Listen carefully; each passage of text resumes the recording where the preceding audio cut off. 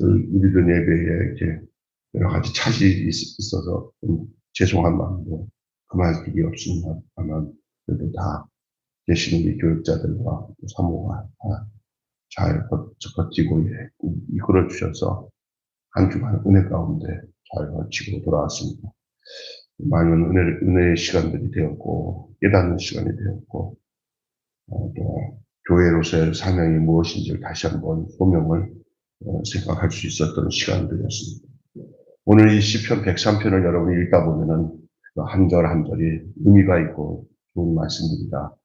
그 구절 한 절 한 절마다 가지고 말씀을 나눠도 시간이 참 많이 갈 수 있는 시간들의 좋은 말씀들이지만, 오늘 이 15절부터 22절 전체의 내용을 가지고 찬양, 자기 포기와 하나님을 신뢰하는 척도, 이런 제목의 말씀으로 한번 은혜를 나누기로 합니다.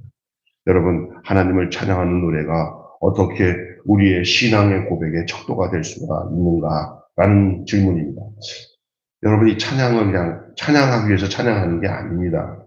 우리가 하나님의 은혜를 받아서 하나님께 영광을 돌리고 경배를 하는 것이 찬양이다, 이렇게 말해도 틀린 얘기는 아니지만, 그렇게 찬양하게 된 우리의 상태와 자세는 어떤가, 그걸 알아야 되거든요. 그래서 찬양을 하는 우리의 그 신앙 고백의 척도가 될 수 있는 부분이 무엇인가를 오늘 본문은 얘기하고 있어요.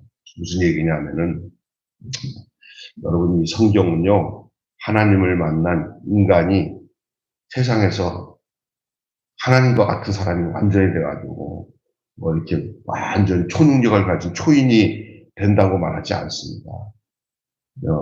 하나님은 우리를 구원하시고 하나님의 자녀를 만들어도 여전히 우리는 연약하고 부족하고 우리 힘으로는 살 수 없는 존재라는 사실들을 우리가 늘 알고 살기를 원하는 것이 하나님입니다. 그래서 찬양은 능력자가 찬양하는 게 아닙니다. 찬양은 권능이 있고 힘이 있어서 하나님 이 세상을 이기고 마귀를 이겨서 날마다 승리하는 권능의 사자로서 내가 하나님께 찬양합니다. 그게 아닙니다. 우리가 하나님의 자녀가 된 이후로도 우리는 육체의 한계 속에 놓여있어 여러 가지 삶의 곤고함과 고통 앞에서 넘어질 수밖에 없는 유약한 인간 그 자체로 살아가는 것을 하나님은 알고 계시고, 또 우리 또한 그렇다 하다는 것을 알고 그 가운데서 하나님께 찬양하는 거예요. 그래서 우리가 성경을 배워하면서 깨달아야 될 것은, 하나님을 만난 인간이 초인이 된다고 말하지 않는다는 거예요. 오히려 성경은 우리에게 우리의 자신의 한계를 인정하고 우리 스스로 신이 되고자 하는 그 사람을 비웃으라고 말씀하고 있습니다. 우리 스스로가 하나님처럼 되고 능력이 있을 거라고 생각하는 자들에 대해서 우리 스스로가 그렇지 않음을 알고 그것을 비웃으라고 그렇습니다.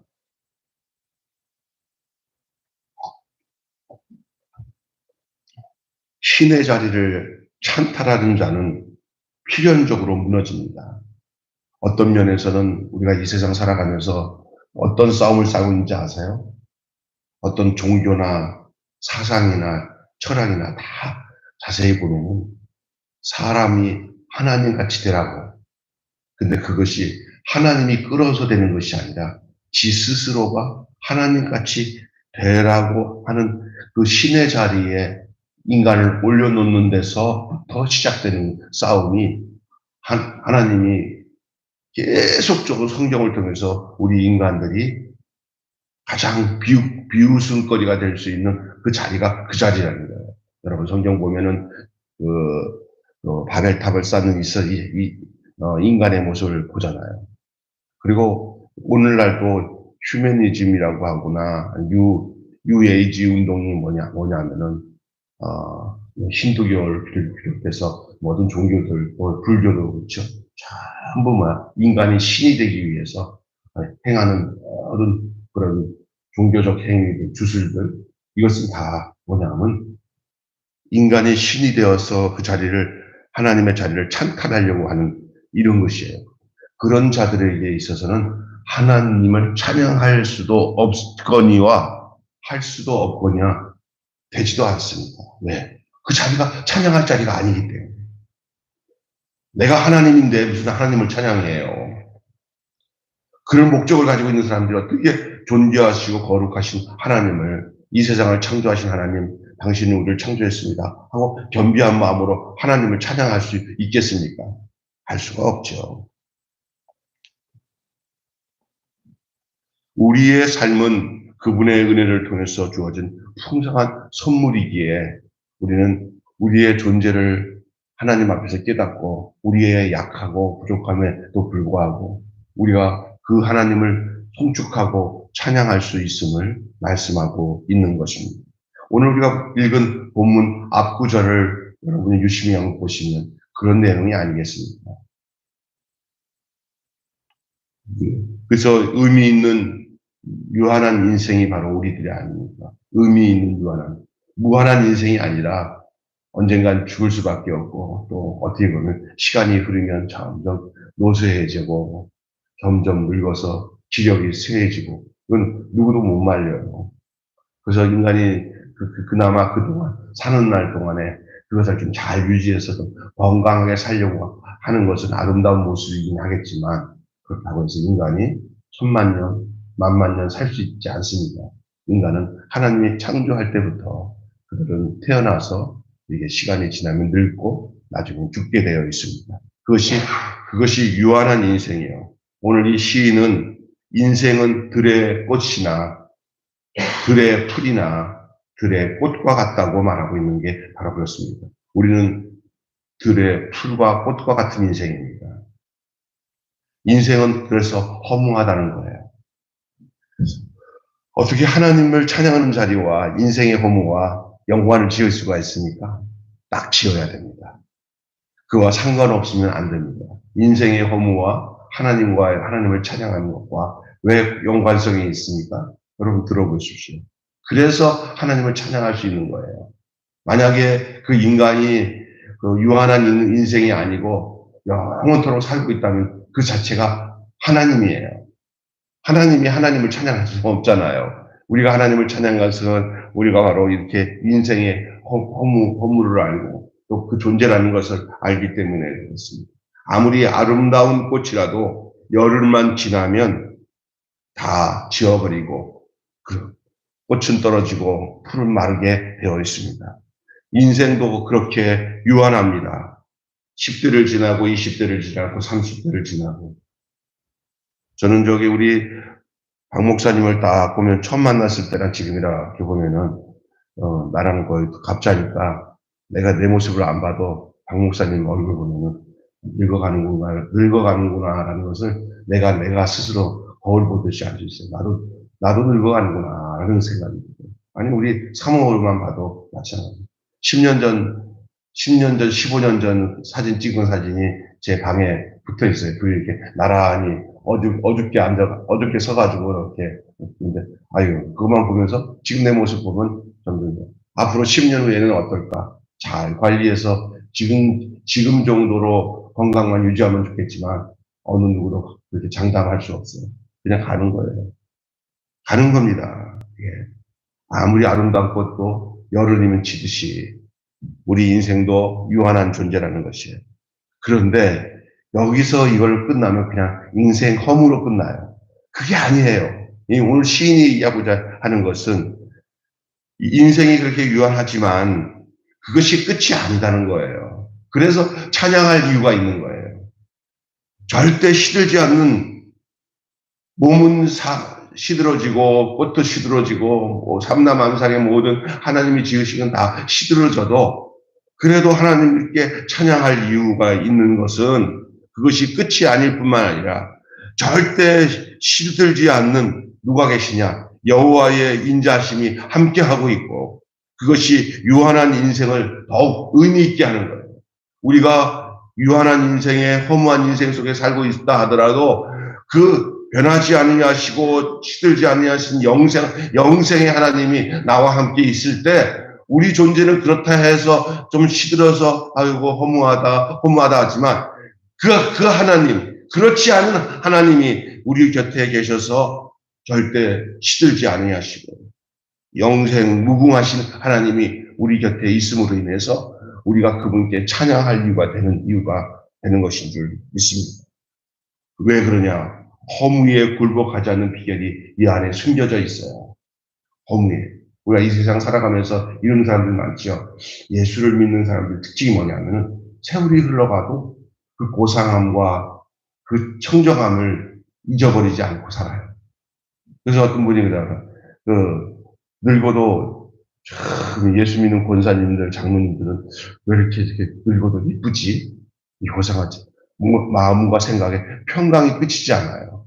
제일 아름다운 모습이 저는 그렇습니다. 나이에 7, 80에 교회에 나가서 그 할아버지 백발이 된 모습으로 하나님께 찬양을 하면서 저 노인 성가대에 서가지고 찬양하면서 기뻐하면서 이렇게 사는 모습이 가장 아름다운 것 같아요.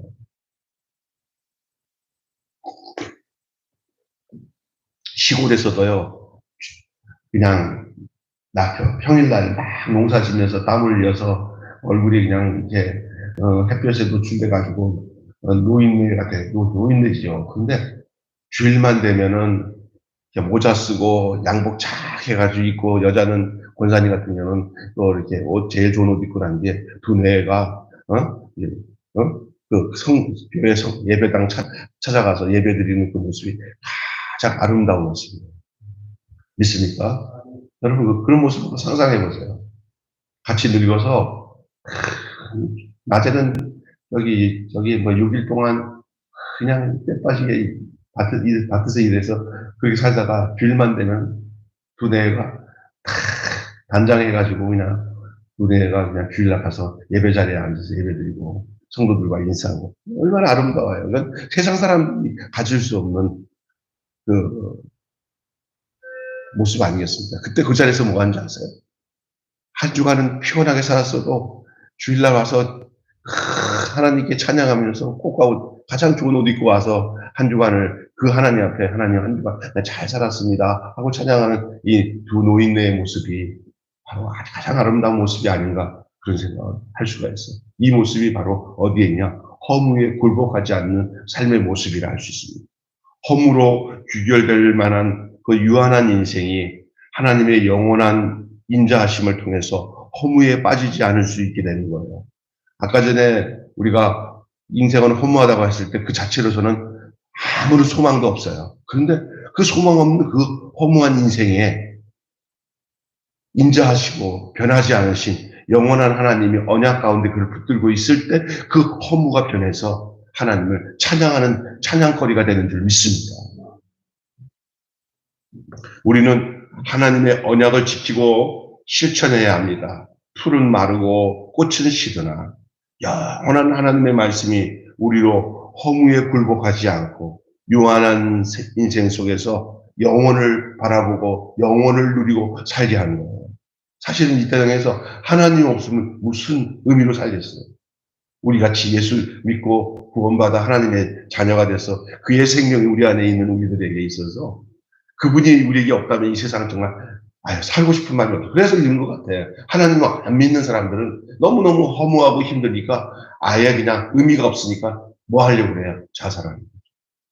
나는 자살하려고 하는 사람들이 참 많다는 것을 이해를 하게 되겠더라고요. 하나님이 없으면 그냥 이 땅에 사는 의미가 별 의미가 없어. 그냥 너무 고통스러우면 죽고 싶을 것 같아. 아무런 의미 없으면. 그러니 이게 허무한 인생 속에 우리가 이렇게 하나님께 살아가는데 우리 환경을 가지고 하나님께 찬양할 내용이 아니야. 찬양할 내용은 하나님께 있더라고요.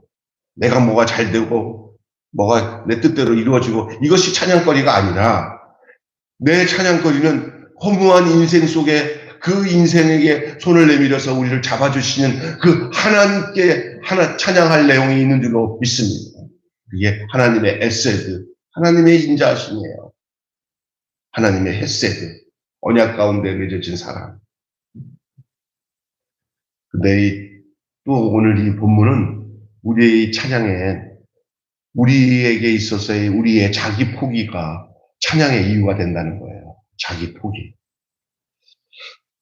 천사들이 하나님의 말씀을 듣고 그분을 송축하듯이 유한한 존재임에도 불구하고 허무한 데 굴복하지 않고 영원을 살아가는 자들이 영원한 하나님을 찬양할 수 있다는 얘기예요. 찬양의 내용은 우리에게 있지 않습니다. 찬양은 찬양받으실 하나님께 있습니다. 우리가 연약하고 유한할수록 우리는 그 영원하신 하나님을 잇대어서 살아갈 수 있는 존재라는 것을 알게 돼요. 그때 나오는 찬양이 진정한 찬양이에요. 오늘 이 다윗이 말하는 찬양이, 이 시인이 찬양하는 찬양이 바로 역설적인 찬양이에요. 우리가 생각하고 있는 것과 반대가 될 때만 나오는 찬양이에요. 우리는 어떨 때 찬양하는 줄 알아요? 우리가 원하는 것들이 다 이 세상에서 이루어져서 할렐루야, 하나님이 이것을 해주셨습니다. 하나님 저걸 했습니다. 이 증거가 있으니 내가 하나님을 찬양하지 않을 수가 있겠습니까?